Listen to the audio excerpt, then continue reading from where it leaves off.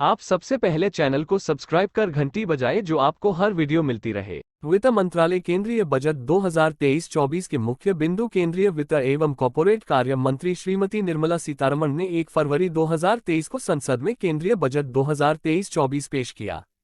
Budget की मुख्य बातें इस प्रकार से हैं। भागा प्रति व्यक्ति आय करीब 9 वर्षों में दोगुनी होकर 1.97 लाख रुपये हो गई है। भारतीय अर्थव्यवस्था का आकार बढ़ा है और यह पिछले 9 साल में विश्व की 10वीं सबसे बड़ी अर्थव्यवस्था से 5वीं सबसे बड़ी अर्थव्यवस्था बन गई है। कर्मचारी भविष्य निधि संगठन में सदस्यों की संख्या दोगुनी से अधिक होकर 27 करोड़ तक पहुंच गई है। वर्ष 2022 में यूपीआई के माध्यम से 126 लाख करोड़ रुपए के 7,400 करोड़ डिजिटल भुगतान किए गए हैं। स्वच्छ भारत मिशन के अंतर्गत 11.7 करोड़ घरों में शौचालय बनाए गए हैं। उज्ज्वला योजना के तहत 9.6 करोड़ एलपीजी कनेक्शन दिए गए। 102 करोड़ लोगों को लक्षित करते हुए कोविड रोधी टीकाकरण का आंकड़ा 220 करोड़ से पार। 47.8 करोड़ प्रधानमंत्री जनधन बैंक खाते खोले गए। पीएम सुरक्षा बीमा योजना और पीएम जीवन ज्योति योजना के अंतर्गत 44.6 करोड़ लोगों को बीमा कवरेज। पीएम सम्मान किसान निधि के तहत 11.4 करोड़ किसानों को 2.2 लाख करोड़ रुपये का नकद हस्तांतरण। बजट की 7 प्राथमिकताएं सप्तऋषि इनमें शामिल हैं: समावेशी विकास, अंतिम छोर, अंतिम व्यक्ति तक पहुंच, बुनियादी ढांचा और निवेश, निहित क्षमताओं का विस्तार, हरित विकास, युवा शक्ति तथा वित्तीय क्षेत्र। आत्मनिर्भर स्वच्छ पादप कार्यक्रम का शुभारंभ 2,200 करोड़ रुपए के प्रारंभिक परिव्यय के साथ उच्च गुणवत्ता वाली बागवानी फसल के लिए रोग मुक्त तथा गुणवत्तापूर्ण पौध सामग्री की उपलब्धता बढ़ाने के उद्देश्य से किया जाएगा। वर्ष 2014 से स्थापित मौजूदा 157 चिकित्सा महाविद्यालयों के साथ ही संस्थानों में 157 नए नर्सिंग कॉलेज खोले जाएंगे। केंद्र अगले 3 वर्षों में 3.5 लाख जनजातीय विद्यार्थियों के लिए 740 एकलव्य मॉडल आवासीय विद्यालयों में 38,800 अध्यापकों तथा सहयोगी कर्मचारियों को नियुक्त किया जाएगा। पीएम आवास योजना के लिए परिव्यय 66% बढ़ाकर 79,000 करोड़ रुपए किया गया।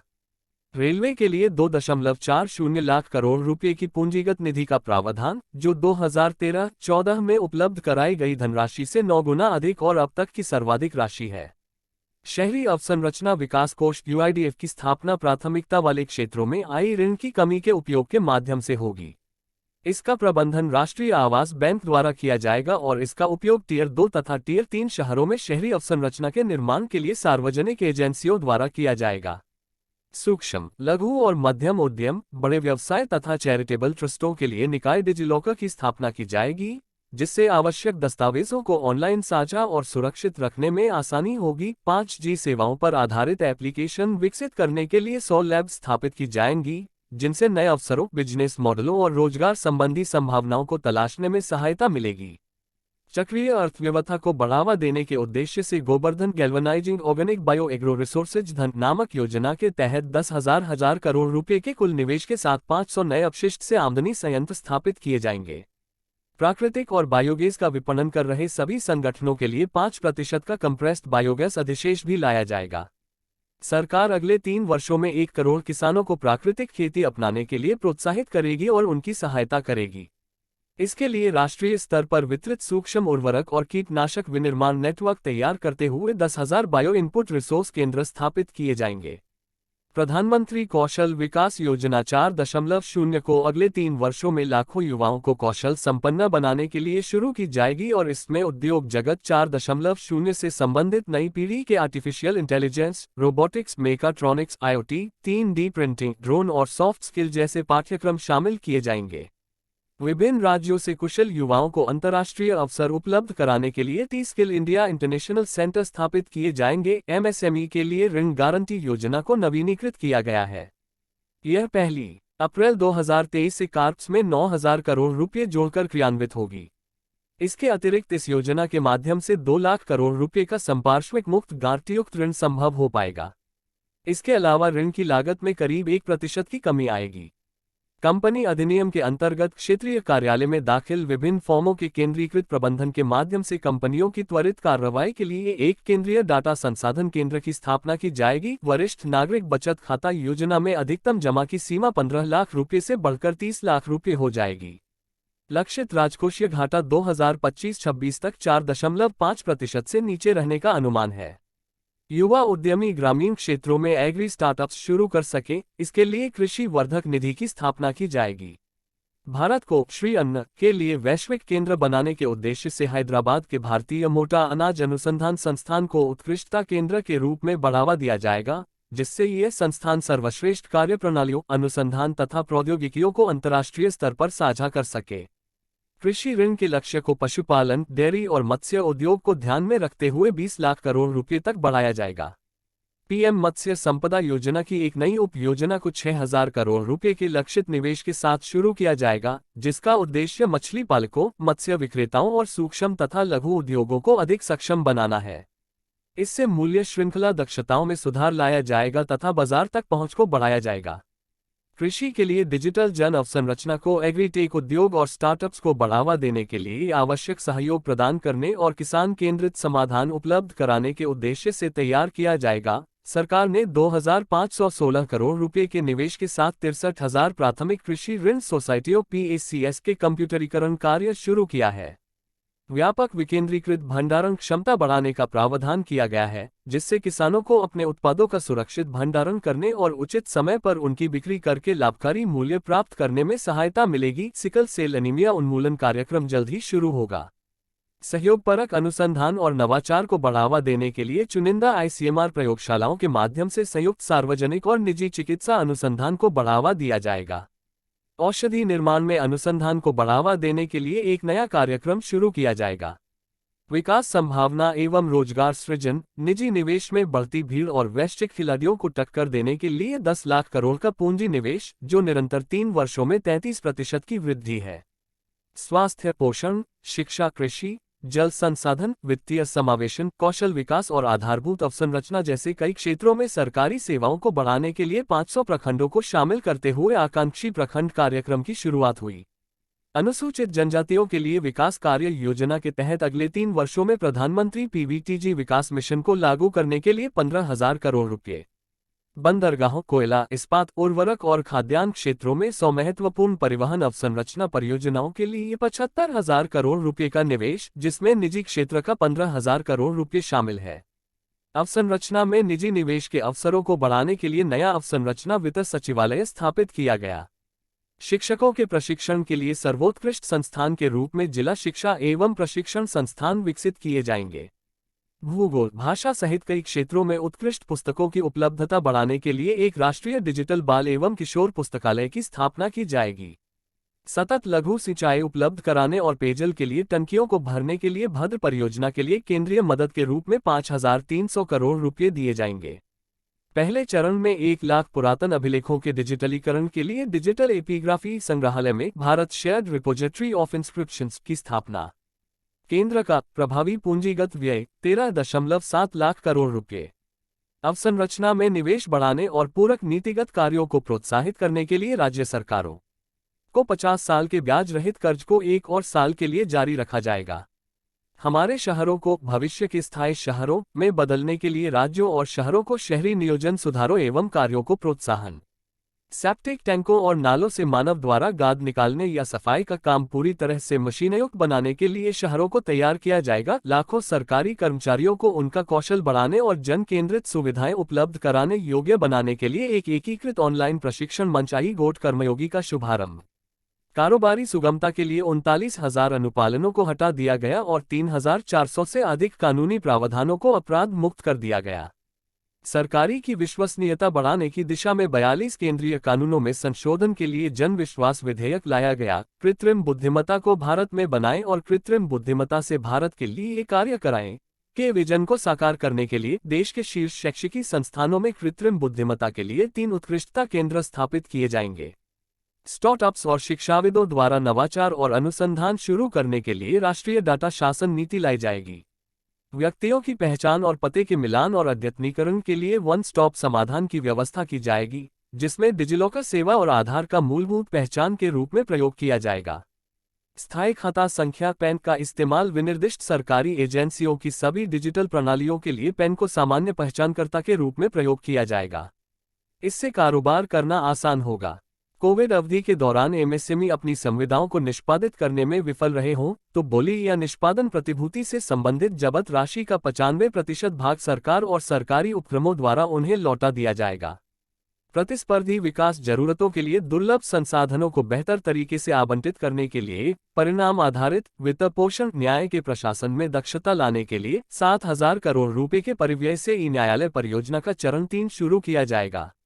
एलजीडी सीड्स और मशीनों के स्वदेश में ही उत्पादन को बढ़ावा देने के लिए और आयात पर निर्भरता घटाने के लिए अनुसंधान और विकास अनुदान प्रदान किया जाएगा। राष्ट्रीय हरित हाइड्रोजन मिशन की मदद से अर्थव्यवस्था को निम्न कार्बन सघनता वाली स्थिति में ले जाने, जीवाश्म ईंधन के आयातों पर निर्भरता को कम करने 2030 तक 5 MMT के वार्षिक उत्पादन का लक्ष्य निर्धारित किया जाएगा। ऊर्जा परिवर्तन तथा निवल शून्य उद्देश्यों और ऊर्जा सुरक्षा की दिशा में प्राथमिकता प्राप्त पूंजीगत निवेशों के लिए 35,000 करोड़ रुपए का प्रावधान किया गया है। अर्थव्यवस्था को धारणीय विकास के मार्ग पर ले जाने के लिए बैटरी ऊर्जा भंडारण प्रणालियों को बढ़ावा दिया जाएगा। लद्दाख से नवीकरणीय ऊर्जा के निष्क्रमण और ग्रिड एकीकरण के लिए अंतर्राज्यीय पारेषण प्रणाली 20,700 करोड़ रुपए के निवेश के साथ निर्मित की जाएगी। पृथ्वी माता के पुनरुद्धार, इसके प्रति जागरूकता, पोषण और सुधार हेतु प्रधानमंत्री कार्यक्रम राज्यों और संघ राज्य क्षेत्रों को रासायनिक उर्वरकों के संतुलित प्रयोग तथा इनके स्थान पर वैकल्पिक उर्वरकों के प्रयोग को बढ़ावा देने के लिए प्रोत्साहित करने हेतु शुरू किया जाएगा। मनरेगा, CAMPA कोष और अन्य स्रोतों के बीच तालमेल के माध्यम से तटीय रेखा के साथ साथ और लवण भूमि पर जहां भी व्यवहार्य हो मैंग्रोव पौधारोपण के लिए, तटीय पर्यावास और ठोस आमदनी के लिए मैंग्रोव पहल मिष्टी की शुरुआत की जाएगी। पर्यावरण संरक्षण अधिनियम के तहत हरित ऋण कार्यक्रम को अधिसूचित किया जाएगा ताकि पर्यावरण की दृष्टि से संधारणीय और उत्तरदायित्वपूर्ण कार्य करने के लिए प्रोत्साहन मिले। अमृत धरोहर योजना को आर्द्र भूमि के इष्टतम उपयोग को बढ़ावा देने तथा जैव विविधता, कार्बन स्टॉक, पर्यावरणीय पर्यटन के अवसरों तथा स्थानीय समुदायों के लिए आय सृजन बढ़ाने के लिए अगले 3 वर्षों में कार्यान्वित किया जाएगा। एकीकृत स्किल इंडिया डिजिटल प्लेटफॉर्म की शुरुआत कर कौशलवर्धन हेतु मांग आधारित औपचारिक कौशलवर्धन सक्षम करने, MMME सहित नियोक्ताओं के साथ जोड़ने और उद्यमिता योजनाओं की सुलभता सुगम करने के लिए डिजिटल तंत्र को और विस्तार प्रदान किया जाएगा। अखिल भारतीय राष्ट्रीय प्रशिक्षुता प्रोत्साहन योजना के अंतर्गत 3 वर्षों में 47 लाख युवाओं को वृत्तिका सहायता प्रदान करने के लिए डायरेक्ट बेनिफिट ट्रांसफर शुरू किया जाएगा। चुनौती मोड के माध्यम से चुने जाने वाले कम से कम 50 पर्यटन गंतव्यों को घरेलू और विदेशी पर्यटकों के लिए एक संपूर्ण पैकेज के रूप में विकसित किया जाएगा। देखो अपना देश पहल का उद्देश्य हासिल करने के लिए क्षेत्र विशिष्ट कौशलवर्धन और उद्यमशीलता विकास का समन्वय स्थापित किया जाएगा। वाइब्रेंट विलेज प्रोग्राम के अंतर्गत सीमावर्ती गांव में पर्यटन के बुनियादी ढांचों का विकास किया जाएगा और पर्यटन सुविधाएं प्रदान की जाएंगी। राज्यों के उनके स्वयं के और DOP एक जिला एक उत्पाद GI उत्पाद और अन्य हस्तशिल्प उत्पादों को बढ़ावा देने के लिए और उनकी बिक्री करने के लिए एक यूनिटी मॉल स्थापित करने के लिए प्रोत्साहित किया जाएगा। वित्तीय सहायक सूचना की केंद्रीय भंडार के रूप में काम करने के लिए एक राष्ट्रीय वित्तीय सूचना रजिस्ट्री की स्थापना की जाएगी। इससे ऋण का कुशल प्रवाह संभव हो पाएगा, वित्तीय समावेशन को बढ़ावा मिलेगा और वित्तीय स्थिरता बढ़ेगी। एक नया विधायी ढांचा इस क्रेडिट पब्लिक इंफ्रास्ट्रक्चर को भी विनियमित करेगा और इसे RBI के साथ परामर्श करके डिजाइन किया जाएगा। आम लोगों और विनियमित संस्थाओं से सुझाव प्राप्त करने के साथ वित्तीय क्षेत्र के विनियामकों से मौजूदा विनियमों की व्यापक समीक्षा की जाएगी। विभिन्न विनियमों के अंतर्गत आवेदनों पर निर्णय लेने की समय सीमाएं भी निर्धारित की जाएंगी। GIFT-IFSC में व्यापार गतिविधियों को बढ़ाने के लिए कई उपाय किए गए हैं। दोहरे विनियम से बचने के लिए ACJ अधिनियम के अंतर्गत IFSCA को शक्तियां प्रदान की जाएंगी। IFSCA ACJ प्राधिकारियों GSTN, RBI, SEBI और IRDAI से पंजीकरण और अनुमोदन के लिए एकल खिड़की IT प्रणाली की स्थापना की जाएगी। विदेशी बैंकों के IFSC बैंकिंग इकाइयों द्वारा अधिग्रहण वित्त पोषण की अनुमति दी जाएगी। व्यापार पुनर्वित्त पोषण के लिए एग्जिम बैंक की एक सहायक संस्था की स्थापना की जाएगी।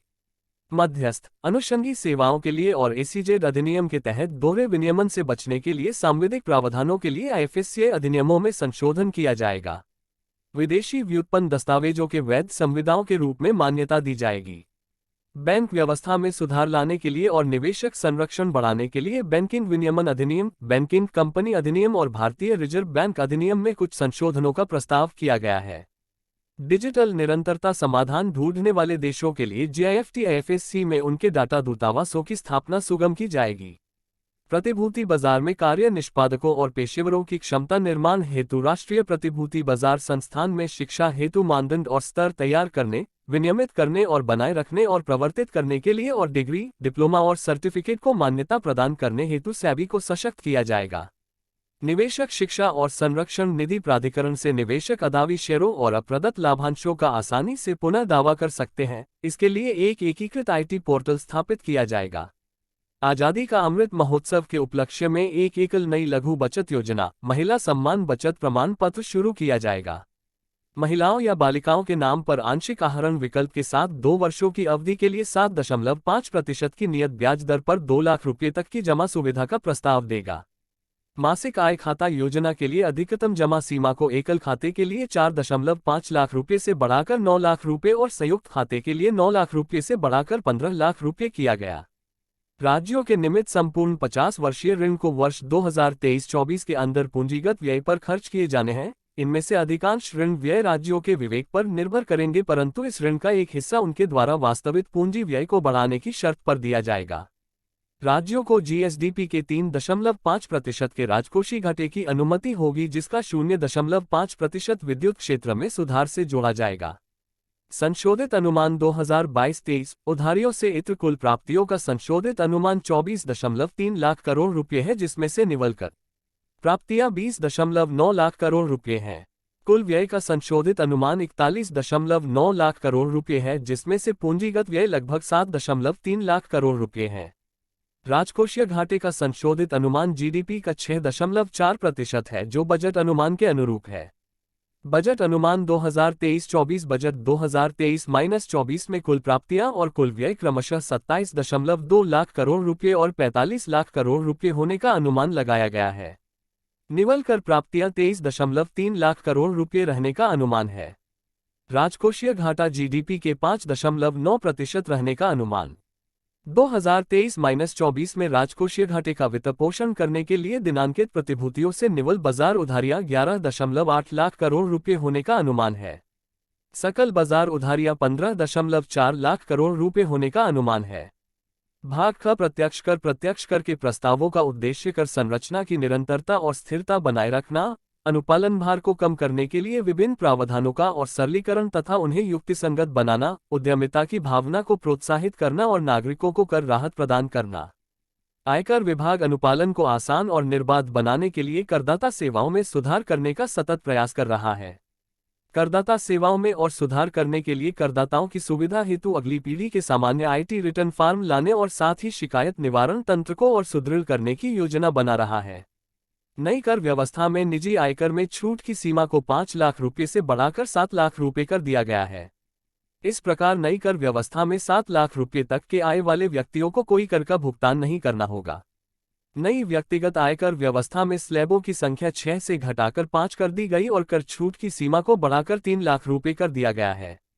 इस नई कर व्यवस्था में सभी कर प्रदाताओं को बहुत बड़ी राहत मिलेगी।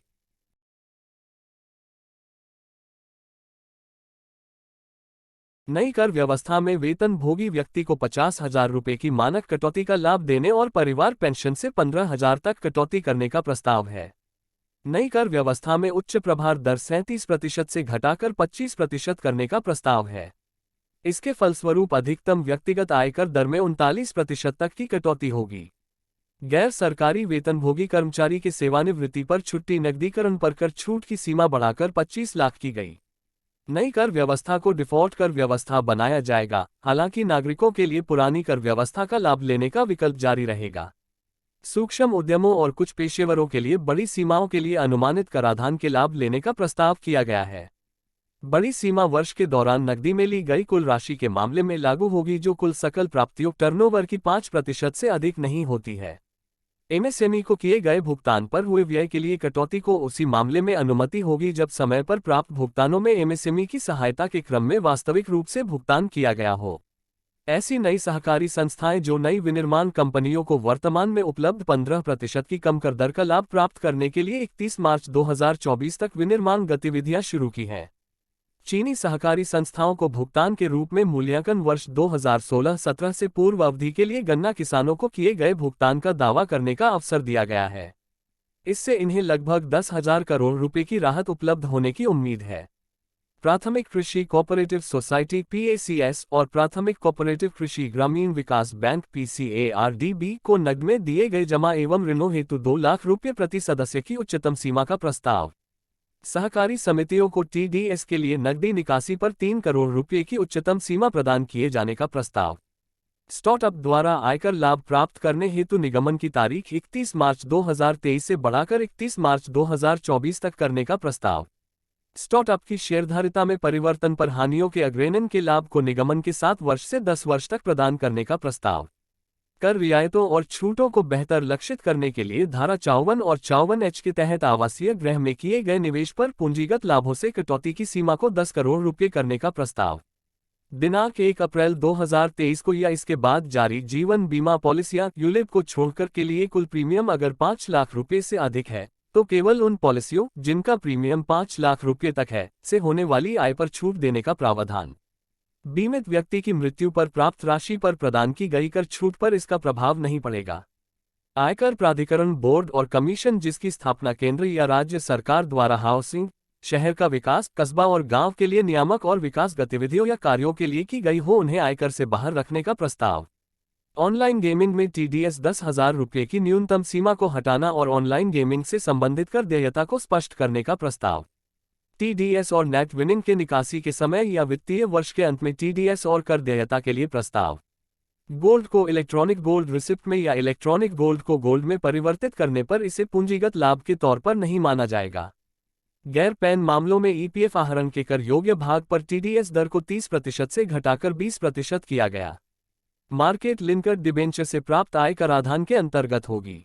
आयुक्त स्तर पर अपीलों के लंबन को कम करने के लिए छोटी अपीलों को निपटाने के लिए लगभग 100 संयुक्त आयुक्तों की तैनाती का प्रस्ताव।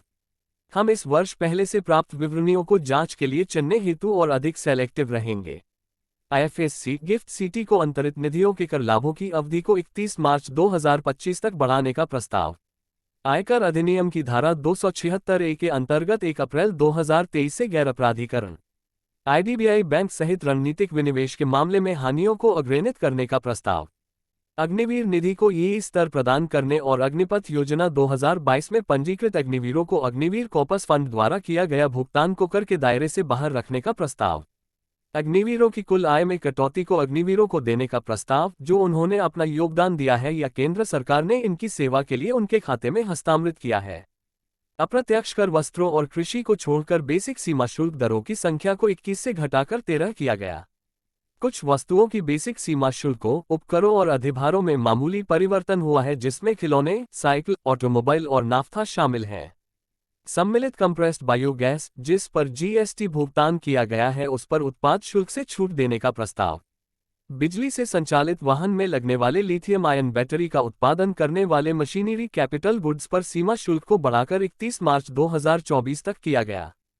हरित मोबिलिटी को और संवेग प्रदान करने के लिए इलेक्ट्रिक वाहनों में प्रयुक्त बैटरियों के लिथियम आयन सेलों के विनिर्माण के लिए आवश्यक पूंजीगत वस्तुओं और मशीनरी के आयात पर सीमा शुल्क में छूट दी जा रही है। मोबाइल फोनों के विनिर्माण में घरेलू मूल्यवर्धन को और बढ़ाने के लिए कुछ एक पुर्जों और कैमरा लेंसों जैसे आदानों के आयात पर बेसिक सीमा शुल्क में राहत देने और लिथियम आयन बैटरी सेलों पर रियायती शुल्क को 1 और वर्ष लिए जारी रखना प्रस्तावित।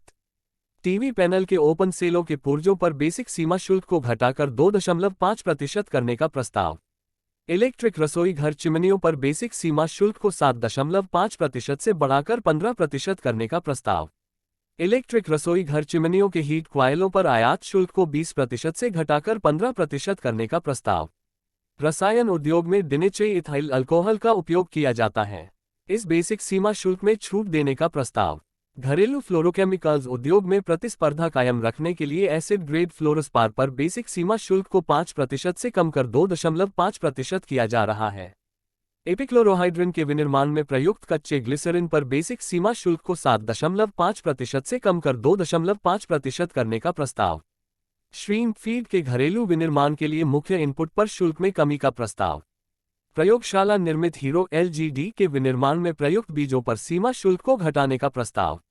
सोने के डोरे और बारों और प्लेटिनम पर सीमा शुल्क को बढ़ाने का प्रस्ताव। चांदी के डोरे, बारों और सामानों पर आयात शुल्क बढ़ाने का प्रस्ताव। CRGO स्टील के विनिर्माण के लिए कच्ची सामग्री, लौह स्क्रैप और निकेल कैथोड पर बेसिक सीमा शुल्क छूट जारी। कॉपर स्क्रैप पर 2.5% की रियायती BCD को जारी रखा गया। सम्मिश्रित रबर पर बेसिक सीमा शुल्क को बढ़ाकर लेटेक्स को छोड़कर अन्य प्राकृतिक रबर के बराबर 10% से 25% या 30 रुपये प्रति किलोग्राम जो भी कम हो करने का प्रस्ताव। विनिर्दिष्ट सिगरेटों पर राष्ट्रीय आपदा आकस्मिकता शुल्क NCCD को 3 वर्ष पूर्व संशोधित किया गया था। इसमें लगभग 16% की वृद्धि करने का प्रस्ताव किया गया। अप्रत्यक्ष करों के संबंध में संशोधन सीमा शुल्क अधिनियम 1962 को आवेदन दायर करने की तारीख से 9 महीने की समय सीमा विनिर्दिष्ट करने के लिए निपटान आयोग द्वारा अंतिम आदेश पारित करने के लिए संशोधन का प्रस्ताव। Anti dumping duty ADD, countervailing duty CVD और सुरक्षात्मक उपायों से संबंधित प्रावधानों के दायरे और प्रायोजन को स्पष्ट करने के लिए सीमा शुल्क टैरिफ अधिनियम में संशोधन का प्रस्ताव। CGST अधिनियम में संशोधन किया जाएगा। GST के अंतर्गत अभियोजन की शुरुआत करने के लिए कर राशि की न्यूनतम सीमा को 1 करोड़ से बढ़ाकर 2 करोड़ किया जाएगा। कंपाउंडिंग कर राशि की वर्तमान 50 से 150% वर्तमान सीमा को घटाकर 25 से 100% किया जाएगा। कुछ अपराधों को अपराधीकरण की सीमा से बाहर किया जाएगा। संबंधित रिटर्न विवरण को भरने की निर्धारित तिथि से न्यूनतम 3 वर्षों की अवधि तक रिटर्न विवरणी को भरने पर प्रतिबंध लगाया जाएगा। वाणिज्य संचालनों ECO के माध्यम से माल की अंतर्राज्य आपूर्ति को सुनिश्चित करने के लिए गैर पंजीकृत आपूर्तिकर्ताओं को मिश्रित करदाताओं को सक्षम बनाया जाएगा।